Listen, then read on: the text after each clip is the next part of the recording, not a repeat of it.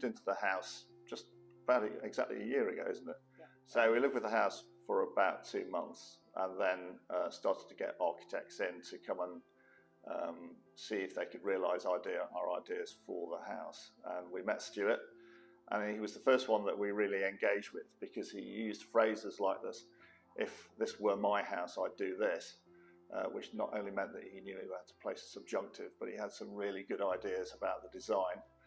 And we've been really pleased with the way that the design has worked out. So we had a vague idea of what we wanted, and what we thought we could have, which were two different things.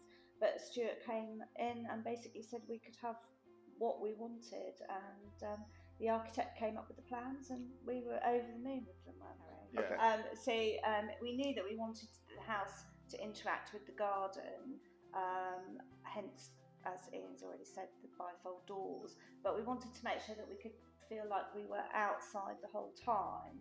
The positioning of the kitchen at the back of the room means we can look straight out, and we can sit nicely in the lounge end as well. And another key element was the having the utility room, because although we wanted to be as open plan as possible, there's nothing worse than when you're sitting talking to your dinner guests, having a dishwasher or the tumble dryer chugging away in the background.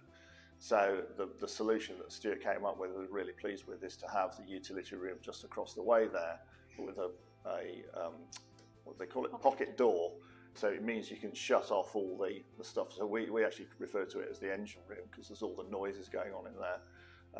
But it means it doesn't bother you if you're watching TV, or say if you've got guests here. So that works really well. I was a bit worried about renovating in the middle of winter, but we went for it anyway, because we knew we would be ready to then enjoy the building, the room for the summer.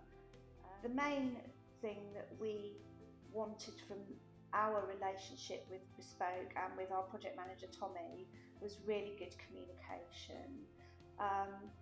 If things are going wrong, you want someone to be there saying, we know this is going wrong, but we're going to do X, Y and Z to fix it, rather than just having absolutely no communication from anyone.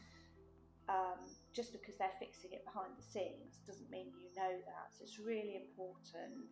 And we did build up a really good relationship with Tommy, our project manager.